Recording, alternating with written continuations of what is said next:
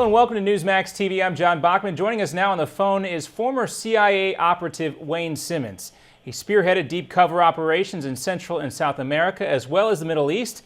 He also currently sits on the advisory board for the Intelligence Summit. And he just released a new novel titled The Natanz Directive, a Jake Conlon thriller. Mr. Simmons, thanks for being with us. It's a pleasure. Thank you for having me. All right, let's talk about the potential here for an October surprise, an event that could impact the election or at least upset the current momentum which favors Governor Mitt Romney. The AP now is reporting that special operations forces and drones are being prepped for a possible attack on terrorist forces in northern Africa. Will Libya turn out to be Obama's October surprise?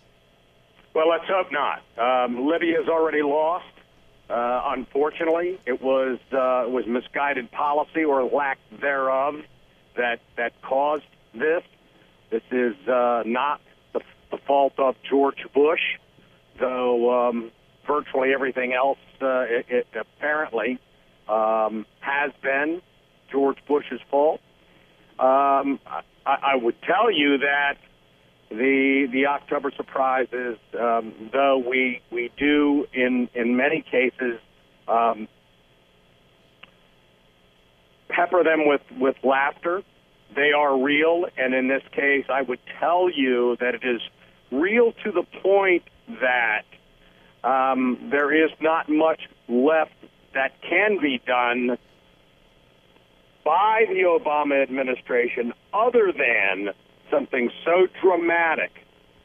And quite frankly, intelligence guys like me, dramatic means very dramatic, means big, means huge, means, I don't want to say nuclear, I just want to say when you get to this point in an administration where you have had no policy and you only have days left, it makes us very nervous. Let's focus a little more on the comments that we heard recently from Vice President Joe Biden at the debate.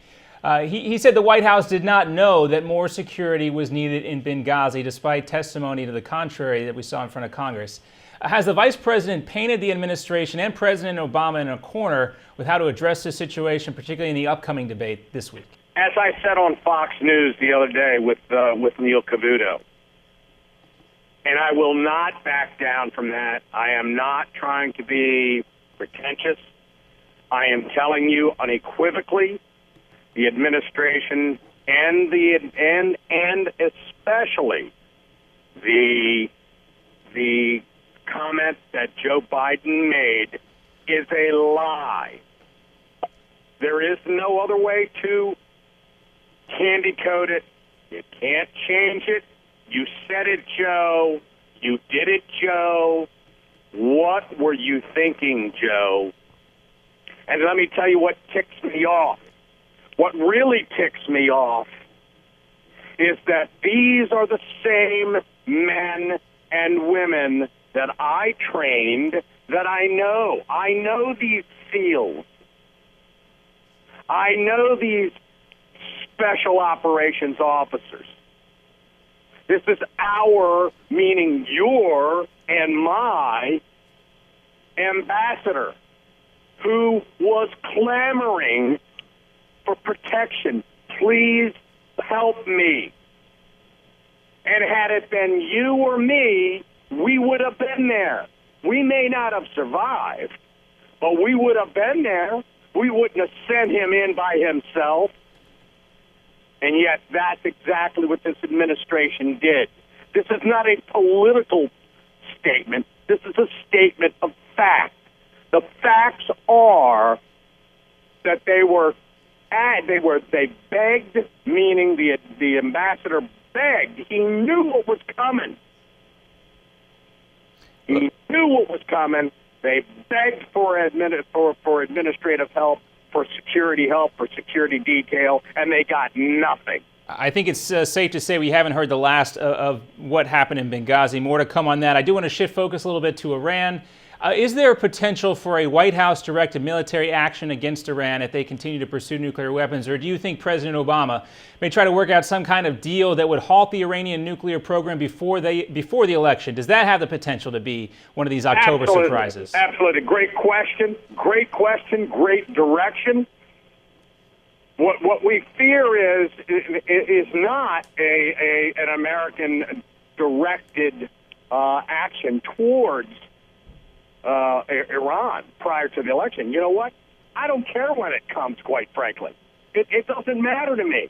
But what I'm telling you is Iran has the nuke. They are getting the nuke. They have nuclear capability. And for this joker, this is the most preposterous vice president, I think. He is a provocateur. He somehow worked himself into a position to be the vice president of the United States. To tell me, don't tell me, I've worked against Iran for 35 plus years. So don't tell me that they don't have delivery capability. Comparing the two sets of comments, the comments that Vice President Biden made about Benghazi or the comments that he made about Iran, which do you think has the potential to be more damaging to the Obama campaign? They're all damaging. But which one do you think has the potential to? Who has the capability, who the Obama administration has sent out and said, you are my guy. You are our guy. And what does he do? He laughs it off. Don't laugh off the death of men, of Americans. How could you do that? And oh, by the way, that's right. We're going to laugh off the death and destruction of Israel and the death and destruction of Europe. And so that's why we are not only angry about, are you kidding me? We've got some incompetence in the White House. They haven't got a clue. We got a guy that sits there and laughs at Congressman Ryan. We've got it just goes on and on. And oh, by the way, I am not trying to diminish the importance of the domestic factors that we must address in the next 30 days or whatever. What I'm telling you is those domestic issues, school vouchers and taxes and Obamacare, they don't mean anything because we have an administration of the Obama administration that is so incompetent that it will absolutely negate our ever getting to implement those. That's the problem. Well, there is certainly the potential, as you say there, Mr. Simmons, for some action that could greatly change course of this election. We'll see what happens with a lot of folks still focused in on Iran and on North Africa as well. Wayne Simmons, thanks so much for being with us today. It's always a pleasure. Thank you for having me.